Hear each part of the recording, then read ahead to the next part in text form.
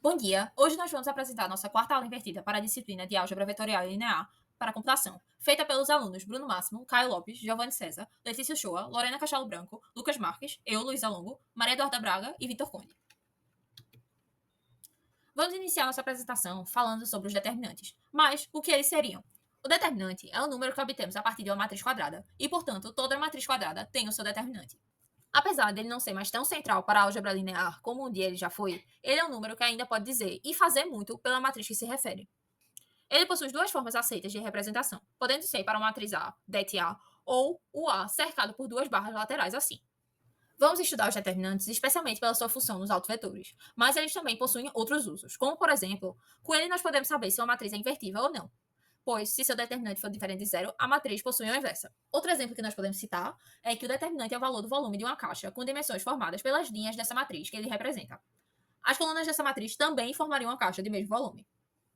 Para falarmos sobre as fórmulas dos determinantes e como ele é calculado para uma matriz de dimensão n por n, é mais interessante nós começarmos pela observação de suas propriedades. E para isso, vamos usar uma matriz 2 por 2 como exemplo, já que ela facilita o entendimento dessas propriedades. Com ela, nós vamos ver uma definição comum de determinantes, definição essa que obedece a todas as propriedades que vamos mencionar. Ou seja, para a matriz 2 por 2, nós temos que o determinante dela é o elemento AD menos o elemento CB. Começando pelas três mais importantes delas, que de certa forma criam as demais propriedades, nós temos a primeira propriedade, que afirma que o determinante da matriz identidade é igual a 1.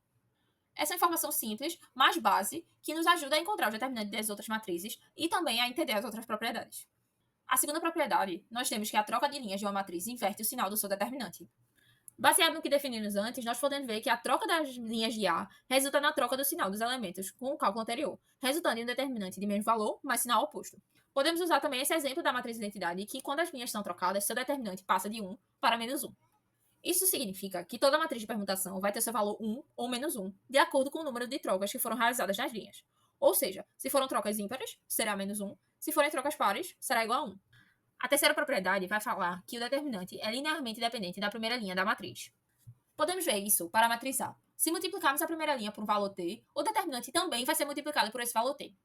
Agora, se somarmos valores à primeira linha, o determinante vai se comportar dessa forma aqui, sendo ele a soma do determinante de A mais o determinante da matriz similar a A, que contém apenas os números da adição anterior na primeira linha. Essa propriedade não significa que o determinante de A mais B vai ser igual ao determinante de A mais o determinante de B, ou que o determinante de T vezes A vai ser igual a T vezes o determinante de A.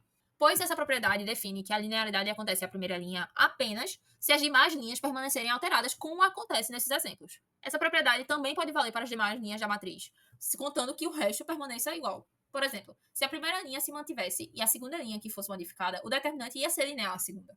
Agora, falando das demais propriedades, nós podemos começar pela quarta delas, que diz que se duas linhas de uma matriz forem iguais, seu determinante vai ser igual a zero. Isso acontece, pois, de acordo com a regra 2, se as duas forem trocadas, o sinal deve inverter também. Mas, como as linhas são iguais, a única opção disso ser verdadeiro é se o determinante for zero, já que na troca a matriz permanece a mesma. A gente vê também que se elas forem iguais, a matriz não possui inversa, já que seu determinante é igual a zero. A quinta propriedade diz que a subtração de uma linha pelo múltiplo de outra resulta no mesmo determinante. Isso pode ser provado pelo processo de eliminação, em que a matriz U gerada nisso sempre vai ter o mesmo determinante que a matriz A original. Nós também podemos mostrar essa propriedade, já que vemos aqui um processo similar ao mostrar na terceira delas, sobre a linearidade do determinante. Mas essa segunda parte aqui, a matriz vai ter duas linhas iguais. Portanto, pela regra 4, seu determinante será nulo, provando a quinta propriedade. A sexta delas diz que se uma linha for completamente de zeros, o determinante vai ser igual a zero. Isso pode parecer óbvio, pois se usarmos aquela mesma definição anterior de AD menos CB, podemos ver que esse cálculo será 0 menos 0, ou seja, zero. Nesse caso da matriz 2 por 2, isso também seria o mesmo que multiplicar aquela primeira linha, AB, por zero. E de acordo com a terceira regra, isso resulta também do determinante da matriz original ser multiplicado por zero, provando que ele também será zero. A sétima propriedade vai falar que se uma matriz for triangular, superior ou inferior, o determinante sempre vai ser o produto da diagonal principal. Se todos os elementos dessa diagonal forem 1, ótimo. Isso significa que o resultado é 1, tal qual a matriz de identidade. Mas se não forem, a partir da propriedade 5, nós sabemos que a eliminação ocorre sem mudar o determinante da matriz. Portanto, conseguimos transformar uma matriz qualquer em uma matriz triangular. A gente pode ver também, pela regra 3, que você consegue extrair todos os elementos da diagonal para fora do cálculo do determinante e multiplicá-lo, restando apenas uns na diagonal. Isso significa que os elementos extraídos vão multiplicar o determinante da matriz de identidade, ou por outras palavras, 1. Ou seja, O cálculo do determinante dessa matriz vai ser o cálculo do produto dos elementos de sua diagonal. Pensando nisso, e se uma das entradas dessa diagonal for igual a zero, gerando a linha zero? Mantendo em mente que essa matriz não vai possuir matriz inversa, temos a regra 5, que diz que a eliminação não muda o determinante, e a regra 6, que diz que uma linha zero vai gerar um determinante igual a zero. Portanto, uma matriz triangular com um zero apenas na diagonal vai ter um determinante igual a zero. Disso, nós conseguimos tirar a oitava propriedade, que dita que se A for singular, então seu determinante é igual a zero. Uma matriz possui inversa vai significar que seu determinante vai ser diferente de zero. E se ela for singular, a eliminação vai resultar numa linha de zeros. Portanto, o determinante de A vai ser igual ao determinante de U, que vai ser igual a zero. Já que, novamente, a quinta propriedade diz que a eliminação não muda o determinante. Ele vai manter o zero.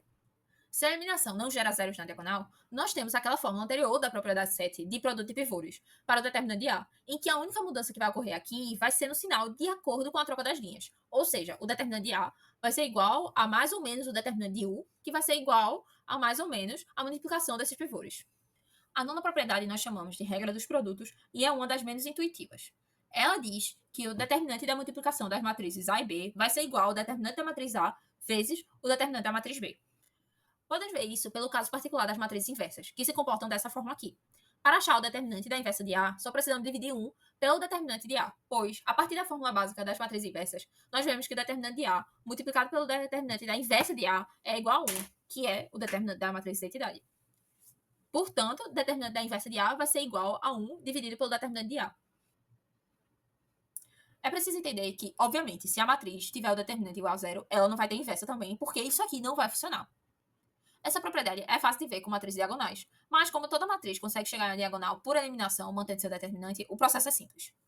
Por fim, nós temos a décima e última dessas propriedades, que diz que a transposta de uma matriz tem o mesmo determinante dela. A gente pode ver nesse exemplo aqui que os determinantes vão se manter os mesmos, pois AD menos CB é, obviamente, igual a AD menos BC.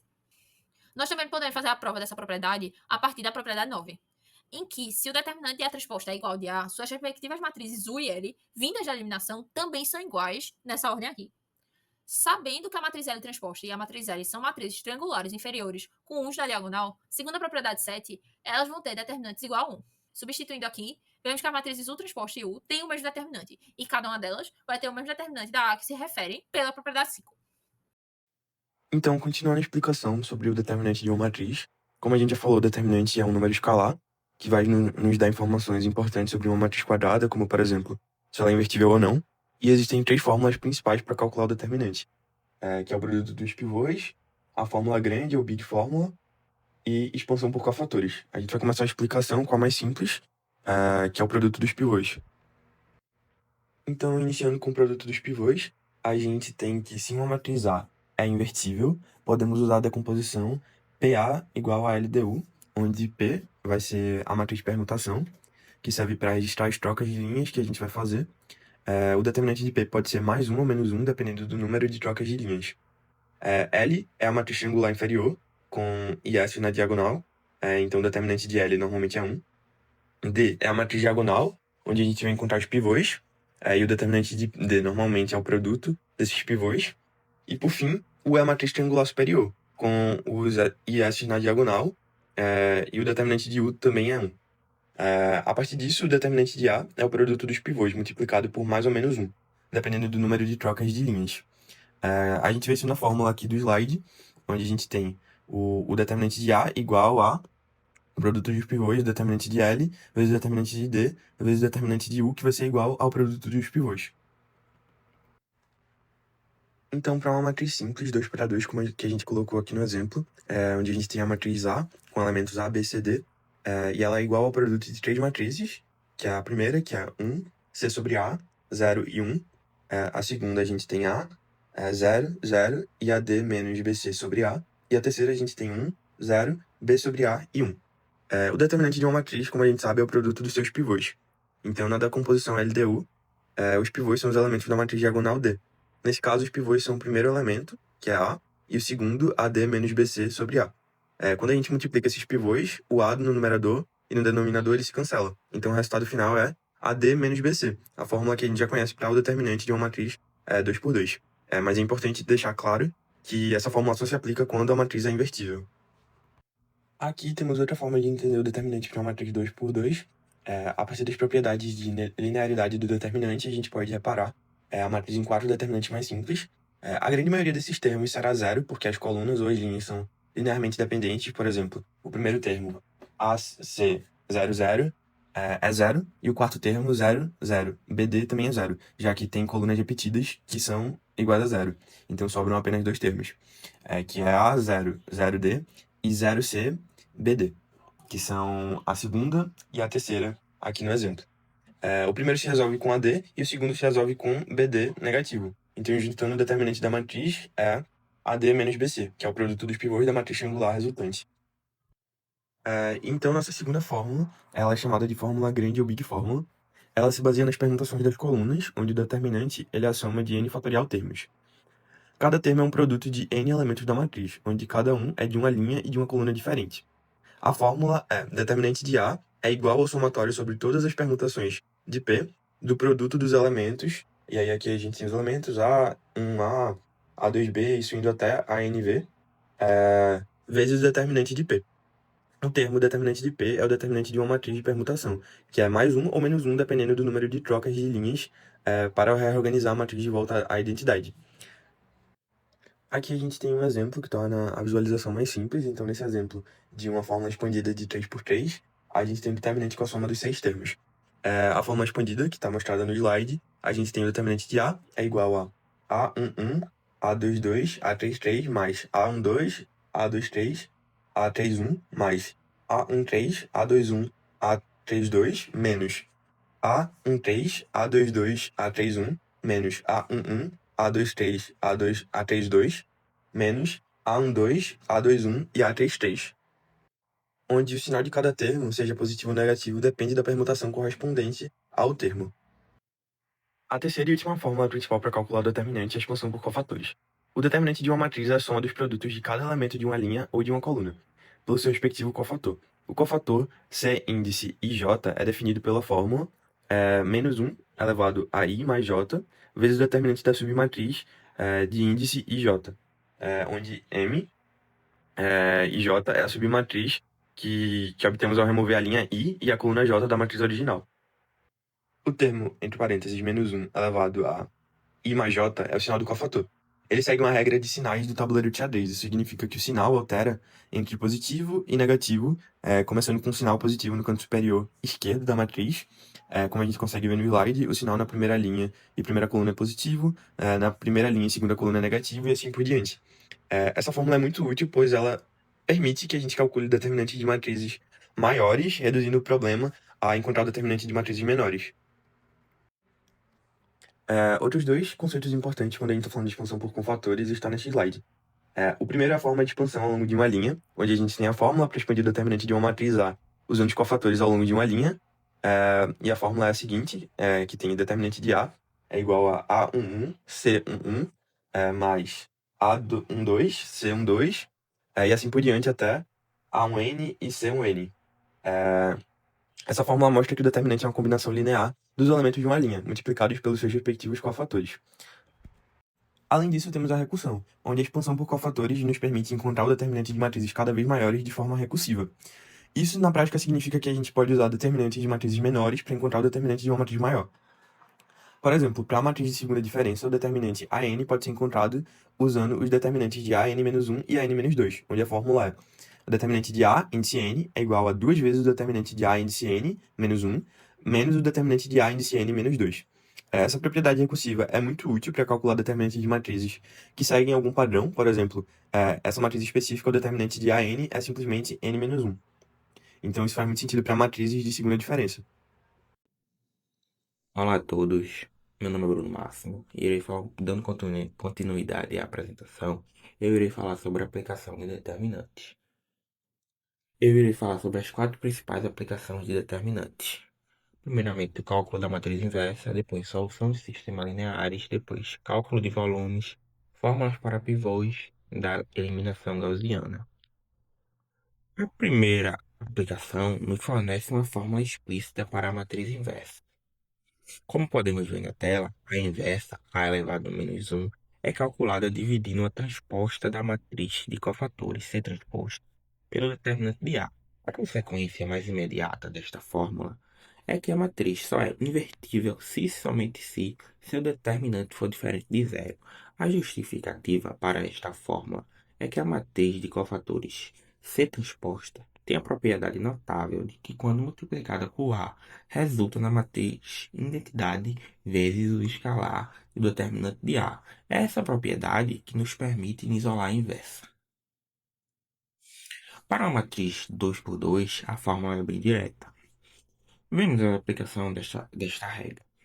A expressão A multiplicado por D menos BC no denominador é o determinante, e a matriz com termos D menos B menos C e A é precisamente a matriz de cofatores transposta para este caso específico, validando a teoria geral.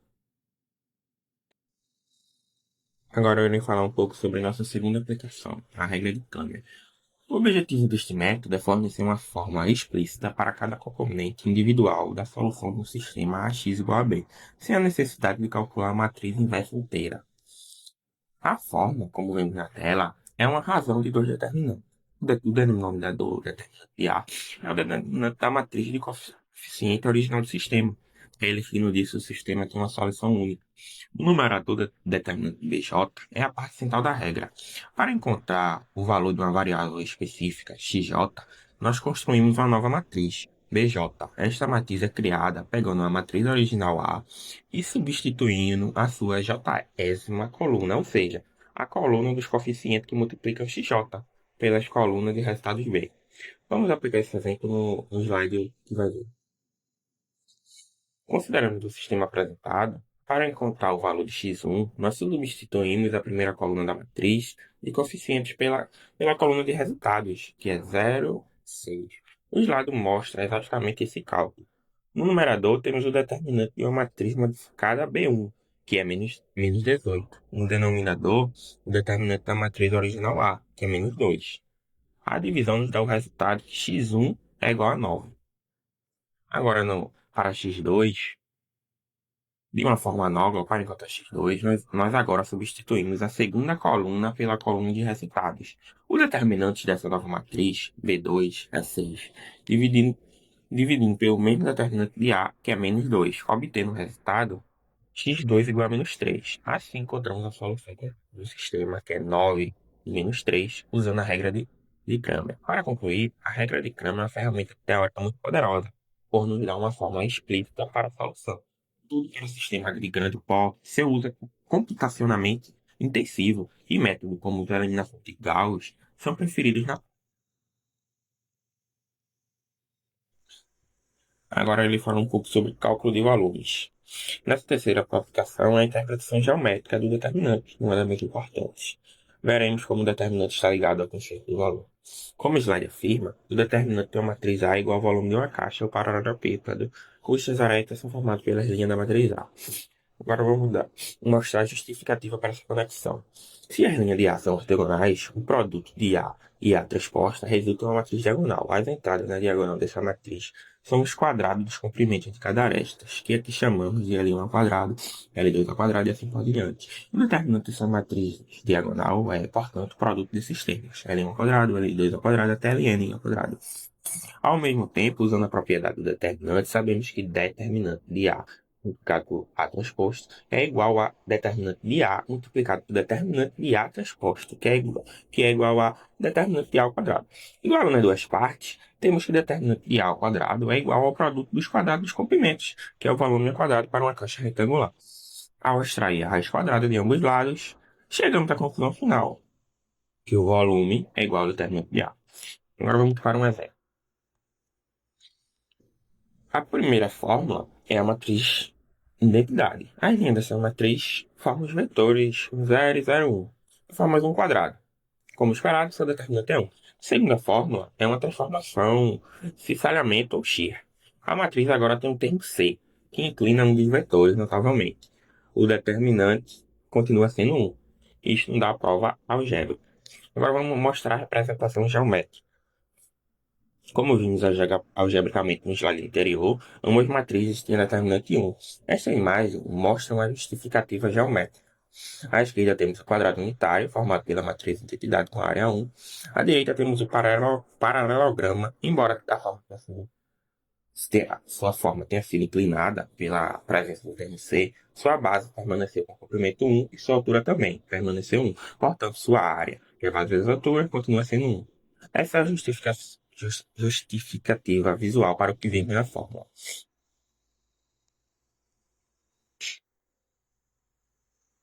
Agora ele fala um pouco sobre fórmulas para pivôs. Nessa aplicação final, estabelece uma conexão direta e muito importante entre o determinante e o processo de eliminação de Gauss, fornecendo as fórmulas para pivôs.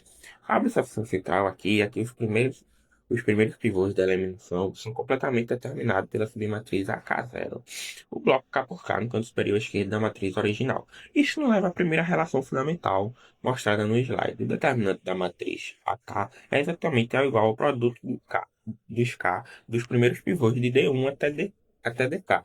A partir dessa relação, podemos isolar cada pivô individualmente, como vemos na segunda fórmula. O pivô de DK é simplesmente a razão entre o determinante de AK e o determinante da submatriz anterior, AK-1. Vamos verificar essa teoria com um exemplo numérico. Vamos testar a fórmula na matriz A. Se realizamos a eliminação gaussiana, o primeiro pivô é 2 e o segundo seria 3. Vamos ver se a fórmula confirma isso. Esse slide calcula o primeiro pivô. Para isso, olhamos a submatriz A1, que é 2, com determinante igual a 2 por conversão. O determinante de A0 é 1. Aplicando a fórmula, tem determinante de A1 dividido pelo determinante de A0, o que resulta em 2 dividido por 1, ou seja, 2. O resultado está correto. Agora vamos para o segundo pivô. Agora, para o segundo pivô de 2, a submatriz A2 é a própria matriz A e seu determinante. 2 multiplicado por 5 menos 1 multiplicado por 4, que é igual a 6. Usando o determinante de A1 igual a 2, que já calculamos, a fórmula nos dá D2 igual a determinante de A, determinante de A1, ou seja, 6 dividido por 2, que resulta em 3. Novamente, o resultado corresponde perfeitamente ao pivô que encontramos na eliminação. A implicação mais poderosa desta fórmula é o teorema que nos permite provar a eliminação gaussiana pode ser executada sem a necessidade de troca de linhas, se e somente se o determinante de todas as submatrizes principais, A1, A2 até a N, forem diferentes de zero. Sim, concluímos as 4 aplicações, mostrando como os determinantes, além de ser um número, carregam informações profundas sobre as estruturas e o comportamento das matrizes. Quando multiplicamos um vetor por uma matriz A, geralmente ele muda de comprimento e de direção, mas existe um caso especial. Alguns vetores mudam só de comprimento sem mudar de direção. Chamamos esses vetores de autovetores. O fator pelo qual eles são multiplicados é o alto valor, representado por lambda. A relação é dada por AX igual a lambda x, com um x diferente de zero. Na figura aqui do lado, vemos um vetor antes e depois da multiplicação. Ele está na mesma linha de ação, só alongou. Isso é exatamente o que significa ser um autovetor. Esse exemplo é bem simples. A matriz A alonga os vetores na horizontal por 3 vezes e na vertical por 2 vezes. O vetor 1, 0 é um vetor com alto valor igual a 3, e o vetor 0, 1 é um vetor com alto valor igual a 2. Qualquer vetor que não esteja exatamente nessas direções muda de orientação. Agora vamos explorar 3 casos especiais que mostram bem como os autovalores e autovetores se comportam. O primeiro é a dilatação uniforme. A matriz é proporcional à identidade, com A igual a KI. Isso significa que todos os vetores mudam apenas de comprimento, na mesma proporção, sem mudar de direção. Portanto, qualquer vetor não nulo é autovetor, e todos compartilham o mesmo autovalor K. Já na reflexão, vamos imaginar, por exemplo, a reflexão em relação ao eixo x. Os vetores que estão no próprio eixo x não mudam de direção, eles têm autovalor mais 1. Já os vetores que estão no eixo y invertem a direção, o que significa autovalor menos 1. Isso ilustra como o autovalor negativo corresponde a uma inversão de sentido. Agora a rotação pura no plano. Nesse caso, todo vetor muda de direção. Não existe nenhum vetor real que permaneça alinhado com ele, mesmo depois da transformação. Isso significa que não existem autovalores reais, apenas complexos, que aparecem quando estudamos rotações com ângulos diferentes de 0 e 180 graus. Agora vamos ver como encontrar autovalores. Começamos com a equação que acabamos de ver de AX igual a lambda x. Essa expressão aqui nos diz que aplicar a matriz A a um vetor x é equivalente a multiplicar esse mesmo vetor por um número lambda, que chamamos de autovalor. Para analisarmos isso de forma algébrica, reorganizamos a equação como A menos lambda I vezes x igual a zero. Aqui, I é a matriz de identidade, e subtrair lambda da identidade significa reduzir lambda de todos os elementos da diagonal principal de A. Para que essa equação tenha uma solução diferente do vetor nulo, ou seja, uma solução não trivial, a matriz A menos lambda da identidade deve ser singular, o que ocorre quando seu determinante é zero. Só lembrando rapidamente de matriz, uma matriz é singular quando ela não é invertível, e uma matriz quadrada só é não invertível quando seu determinante é igual a zero. Assim, a condição determinante de A menos lambda da identidade igual a zero nos leva a chamar a equação característica, cujo resultado é um polinômio, e as raízes desse polinômio são os altos valores da matriz. Essa é a base do cálculo que vamos aplicar no exemplo do próximo slide. Destrinchando um pouquinho agora esse exemplo de forma mais visual e detalhada, partimos da matriz A e construímos A menos lambda da identidade, que significa novamente subtrair lambda de cada elemento da diagonal principal. Então ficamos com 4 menos lambda e 3 menos lambda. Em seguida, calculamos a determinante dessa nova matriz, obtendo esse resultado aqui. O primeiro termo, 4 menos lambda e 3 menos lambda, vem da multiplicação dos elementos da diagonal principal. Já o termo menos 2 vezes 1 vem da multiplicação da diagonal secundária, que subtraímos conforme a regra da determinante 2 por 2. Fazendo as contas, obtemos lambda quadrado menos 7 lambda mais 10. E assim, chegamos ao nosso polinômio característico igualando essa equação a zero. Examinamos a equação no segundo grau e encontramos lambda igual a 5 ou lambda igual a 2. Portanto, os altos valores dessa matriz são 5 e 2. Esses valores nos dizem que a matriz A possui dois fatores de escala diferentes que agem sobre seus vetores próprios. Um alonga por um fator de 5 e o outro por um fator de 2.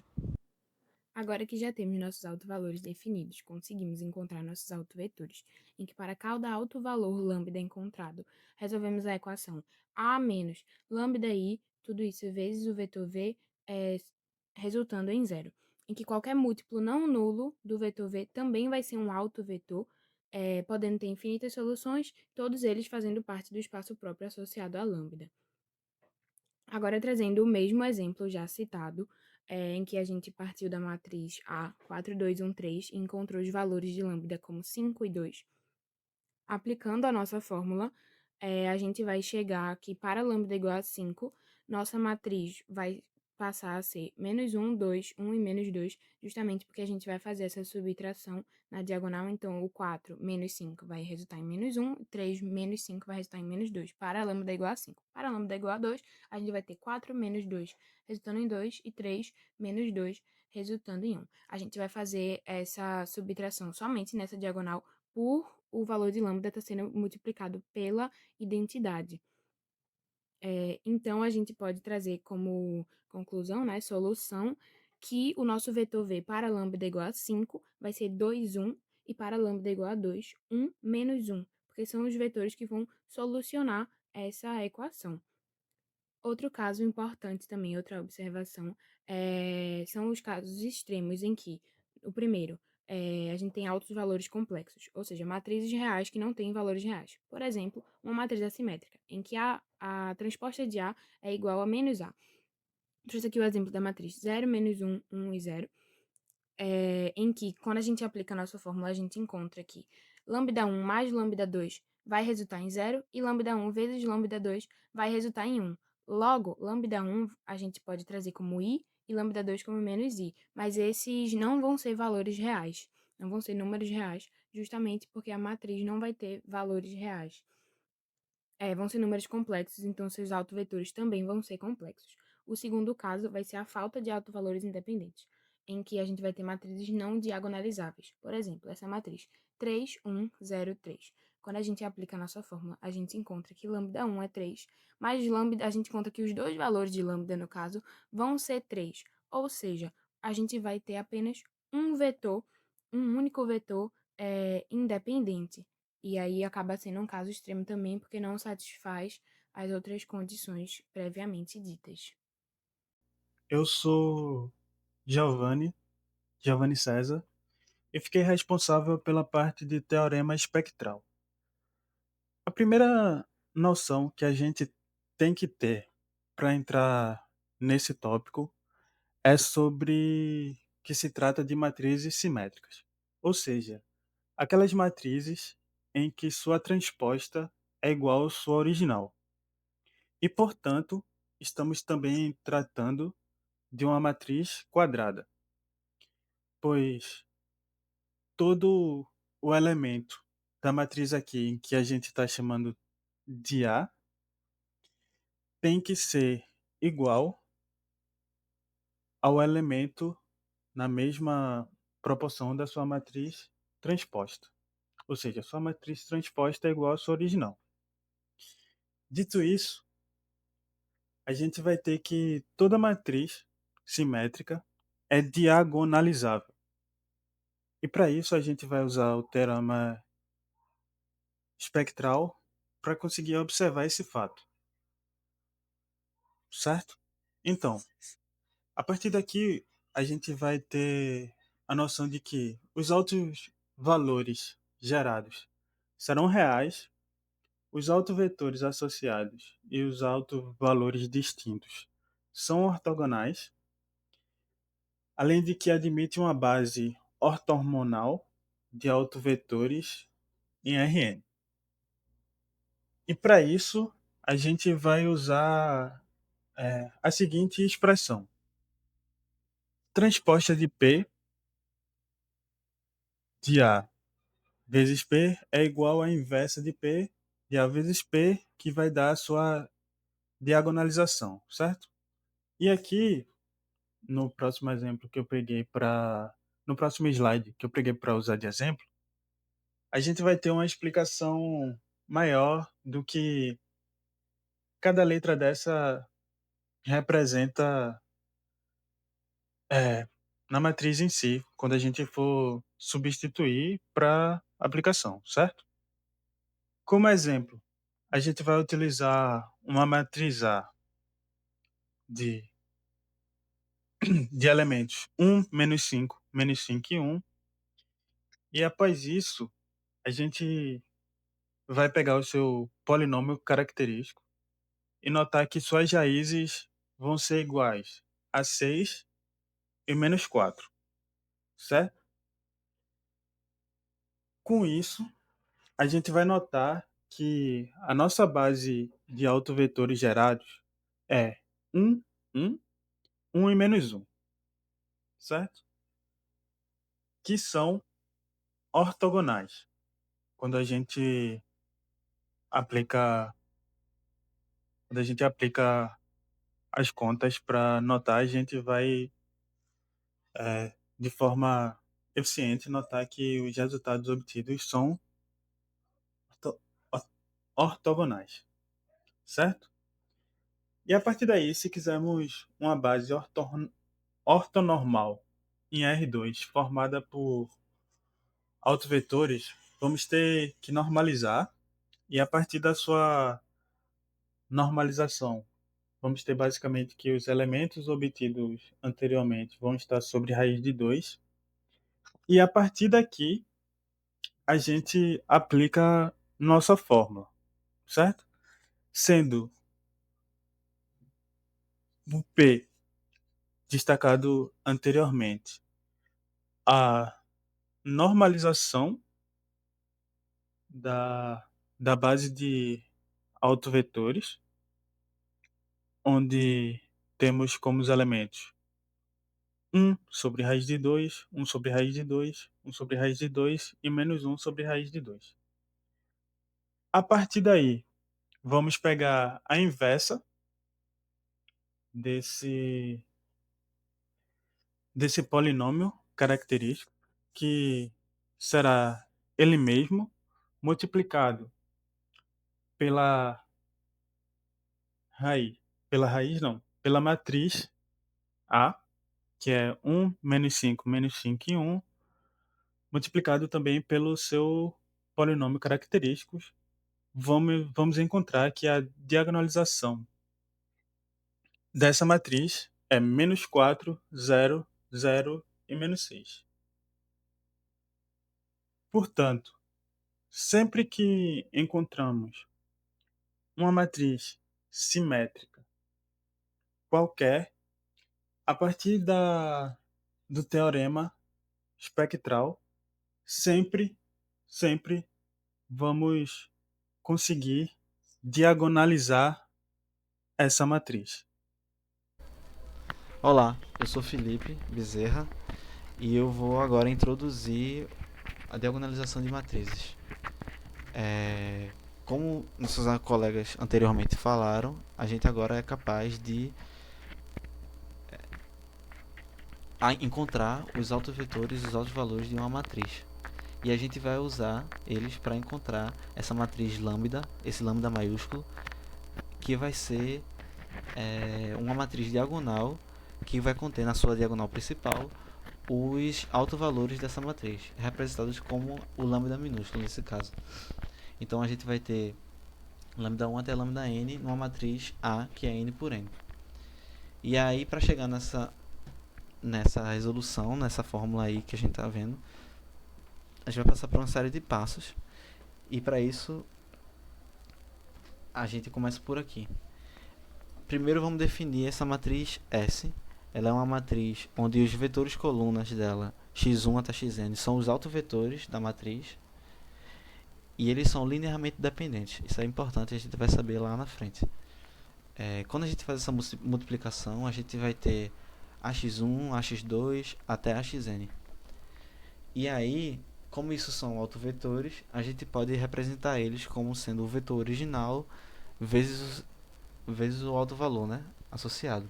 Então a gente vai ter, por exemplo, ax1 vai virar lambda 1x1, e aí depois vai ter lambda 2x2 até lambda nxn numa matriz A, n por n. Beleza? E aí a gente tem que agora decompor, entre aspas, a matriz AS para que ela vire uma matriz com, entre aspas, de novo, isolado os autovalores. E aí como é que a gente faz isso? Multiplica ao lado direito por uma matriz diagonal que vai ter os autovalores nessa diagonal. Basicamente é como se fosse uma identidade, só que aí no caso, no lugar dos autovalores, dos 1, né, da diagonal principal, a gente vai colocar os autovalores, já que, né, a gente está fazendo uma multiplicação por coluna. E aí a gente vai chegar nessa relação de que a matriz A vezes a matriz S, que é essa primeira parte aqui, ela vai ser igual a matriz S vezes lambda, que é o que a gente definiu agora há pouco. Finalmente a gente chegou nela.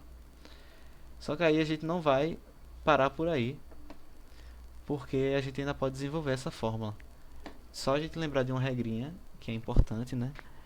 Que para uma matriz ela ser inversível, ela precisa ter o determinante diferente de zero. Então, como as colunas de S, a gente está assumindo que elas são linearmente dependentes, o determinante de S ele sempre vai ser diferente de zero. Então, a gente pode escrever a inversa de S, esse S elevado a menos 1. E aí, a partir disso, a gente vai utilizar para fazer algumas operações. Por exemplo, essa segunda equação, a gente consegue a partir da primeira, se a gente multiplica pela inversa de S ao lado esquerdo. Por exemplo, no lado esquerdo da equação, a gente vai ter S-1 AS, enquanto no lado direito a gente teria, né, S-1S, que é a identidade, lambda. Então, por isso que a gente fica com S-1 AS igual a lambda. Analogamente, acontece na terceira equação, que se a gente pegar a primeira equação e multiplicar pelo lado direito pela inversa, né, de S. Então, a gente vai ficar com S-1, que é a identidade, que vai ser igual a S lambda S-1. Beleza? E aí talvez já tenha sido notado, né, de forma implícita, eu falando aqui, mas um critério para diagonalizar uma matriz A, para ela ser diagonalizável, é que ela precisa ter uma matriz A, n por n, ela precisa ter n autovetores linearmente dependentes. Porque só assim ela vai ser inversível. Se isso não for verdade, a gente vai ter o determinante, né, igual a zero. Então ela não é uma matriz inversível e a gente não vai poder escrever S-1, a inversa. A gente não vai poder escrever a inversa, portanto a gente não vai conseguir chegar nessa fórmula aí no final, certo? Que é o que a gente queria chegar no início. E aí um caso particular também é que se todos os altos valores eles são distintos, ou seja, se você tem de lambda 1 até lambda n, nenhum valor se repete, significa dizer que os autovetores correspondentes, né, eles também são independentes. Ou seja, essa matriz que tem os autovalores diferentes entre si, ela vai ser diagonalizável, que é o que a gente vai ler aqui agora. Os autovalores distintos, a gente tem autovalores dependentes e tem uma matriz diagonalizável. Se A tem n valores distintos, os autovalores correspondentes formam uma base.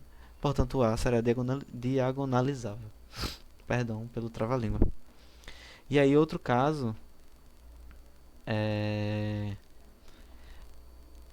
sobre as matrizes S. Elas não são únicas, porque a gente pode ter autovetores, que pode ser multiplicado por qualquer constante que não seja nula. E esses autovalores repetidos aumentam essa liberdade de escolha de S. Por exemplo, a gente pega essa matriz identidade, onde a gente vai ter lambda 1 igual a 1, lambda 2 igual a 1. Se a gente pegar qualquer vetor não nulo, ele vai ser um autovetor. Porque depois que a gente fizer o passo a passo lá para o autovetor, a gente vai ter a matriz identidade vezes o vetor é igual ao próprio vetor. Então, qualquer vetor vai servir nesse caso. Por exemplo, e aí a gente tem, por exemplo, essas matrizes aqui ao lado direito. Todas elas são válidas para serem uma matriz S, desde que todas elas tenham o inverso. Todas elas têm que ser inversíveis. Ou seja, o determinante delas tem que ser diferente de zero. E aí, por último, a ordem importa. E quando eu falo de ordem importa, eu estou falando sobre a ordem dos autovalores e autovetores. Porque se a gente troca em S os autovetores e não troca os altos valores em lambda, a gente vai ter um problema. Toda vez que a gente troca a ordem de S dos altos vetores, a gente tem que trocar os altos valores associados. É como eu tinha mostrado aqui anteriormente. Isso daqui, ó. A gente tem x1, lambda 1, x2, lambda 2. Não posso trocar um e não trocar o outro. Certo? É isso, pessoal. Olá, meu nome é Victor Conde e eu vou dar prosseguimento ao assunto, agora falando sobre um tópico muito importante da diagonalização de matrizes. O que acontece quando ela falha? O ponto principal é que nem todas as matrizes vão possuir n autovetores linearmente independentes e, portanto, nem todas vão ser diagonalizáveis. Para ilustrar isso, a gente vai usar essa matriz defeituosa que vocês veem aqui na tela. Basicamente, essa matriz A ela vai ser um exemplo clássico de uma matriz que não pode ser diagonalizada. Vamos entender o porquê, seguindo o passo a passo de sua diagonalização. O primeiro passo, como sabemos, é encontrar os autovalores, e é isso que nós vamos fazer no próximo slide.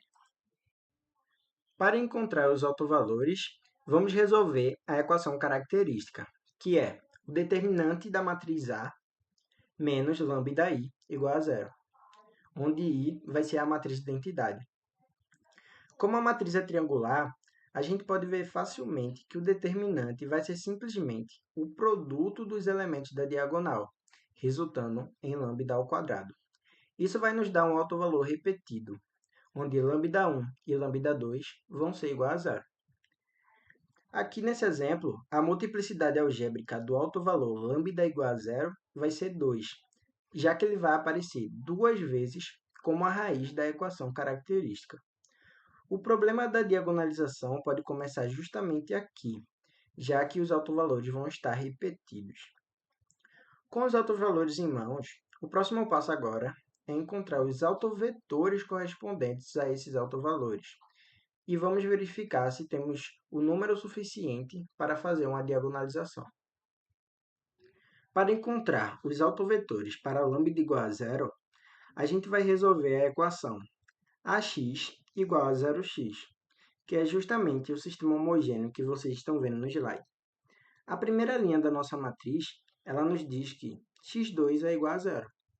A segunda linha é 0 igual a zero, o que não vai nos dar uma informação adicional. Ou seja, isso significa que x1 ele vai poder ser qualquer valor. Ou seja, x1 pode ser qualquer número real diferente de zero. Portanto, os autovetores eles vão ser múltiplos do vetor 1, 0. É aqui que a falha ela vai basicamente se concretizar, porque embora a multiplicidade algébrica fosse 2, como eu falei no slide anterior, a gente vai encontrar apenas um autovetor linearmente independente. Isso significa que a multiplicidade geométrica do autovalor lambda igual a zero é apenas 1. Para diagonalizar uma matriz 2 por 2, a gente vai precisar de dois autovetores linearmente independentes para formar a matriz S. Como a gente só tem um, então a gente não pode construir essa matriz S. E a matriz A, ela não vai ser diagonalizável. Basicamente, esse exemplo ele vai nos levar a uma distinção fundamental que precisamos fazer, que é justamente a diferença entre diagonalização e invertibilidade. Basicamente, não vai haver uma conexão direta entre a invertibilidade de uma matriz e a sua capacidade de ser diagonalizada. Vamos ver aqui o nosso primeiro exemplo, essa matriz A. Essa matriz ela é invertível, já que seu determinante vai ser igual a 9, o que é diferente de zero.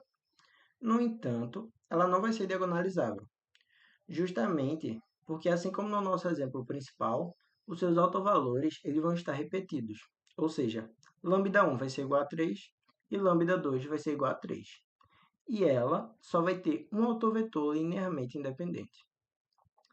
Já no segundo exemplo, a gente vai ter justamente o oposto. Essa matriz ela não é invertível, porque o seu determinante vai dar zero, mas ela vai ser diagonalizável, pois ela já está na forma diagonal e os seus autovetores correspondentes vão ser 1, 0 e 0, 1, que vão ser linearmente independentes. Basicamente, isso reforça o ponto crucial, que é a diagonalização ela vai depender justamente da quantidade de autovetores que temos, enquanto a invertibilidade ela vai depender da quantidade de autovalores não nulos. E é por isso que mesmo com autovalor zero, uma matriz ela ainda vai poder ser diagonalizável. E mesmo com autovalores não nulos, ela pode não ser. Bem, dando prosseguimento, vamos falar agora um pouco sobre potências de matrizes diagonalizáveis. Como vimos, a definição de um alto valor e alto vetor é quando uma matriz A multiplica um vetor x e o resultado é exatamente o mesmo vetor, mas escalado por um número específico lambda, que chamamos esse número de alto valor da matriz e o vetor x de alto vetor associado. Se aplicamos a matriz A mais de uma vez sobre o mesmo vetor, algo previsível acontece com alto valor. Por exemplo, ao fazer A ao quadrado, atuando sobre x, podemos imaginar A multiplicando o resultado de A vezes x. Como A vezes x já é lambda vezes x, isso equivale a aplicar A sobre lambda vezes x. E, mais uma vez, essa operação devolve lambda vezes x. No fim, o que aparece é lambda multiplicado por lambda, ou seja, lambda ao quadrado, sempre atuando sobre o mesmo vetor x. Esse padrão se repete para qualquer potência k. A elevado a k atuando sobre x devolve lambda elevado a k atuando sobre x. Essa propriedade é extremamente útil, né? Porque se conhecemos a forma diagonal da matriz, basta elevar cada alto valor na diagonal à potência desejada para obter o resultado de A elevado a K. O raciocínio também se estende para matrizes inversas. Partindo da mesma relação inicial, A vezes x é igual a lambda vezes x, podemos aplicar a inversa de A em ambos os lados. Do lado esquerdo, a inversa anula e resta apenas x. A inversa anula A e resta apenas x. Do lado direito, o lambda continua como está, mas agora multiplicando o resultado de A inversa vezes x.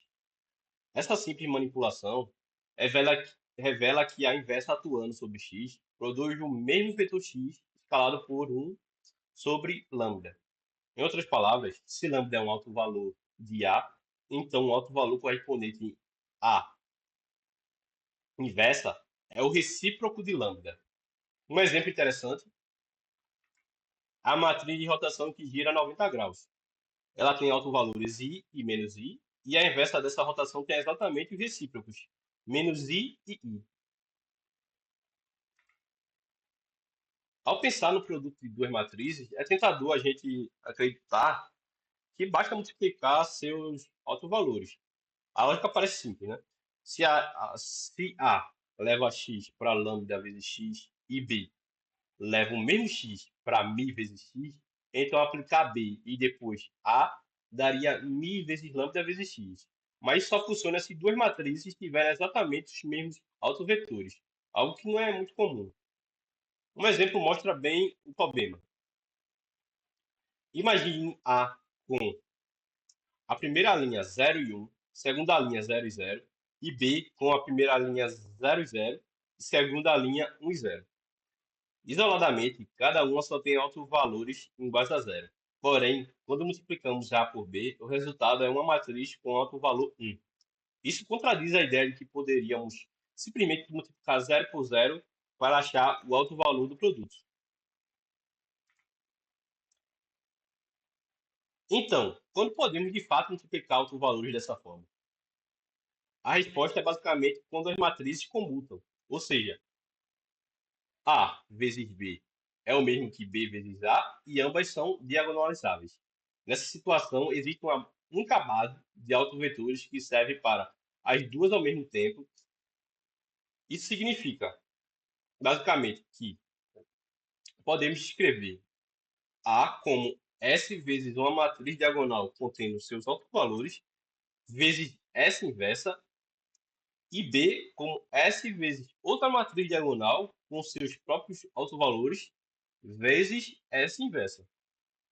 Ao multiplicar, essas diagonais também se multiplicam.